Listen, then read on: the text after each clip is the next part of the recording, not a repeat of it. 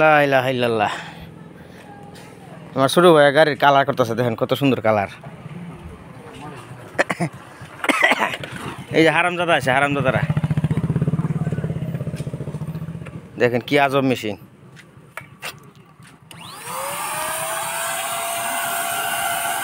Wow,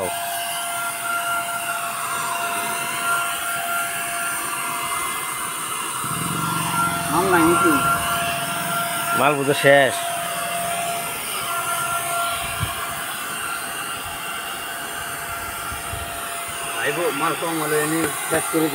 নিজের গাড়ি নিজেই কালার করে, মিস্ত্রির প্রয়োজন নাই, টাকা কাউকে দিব না, নিজের কাম নিজেই করবো।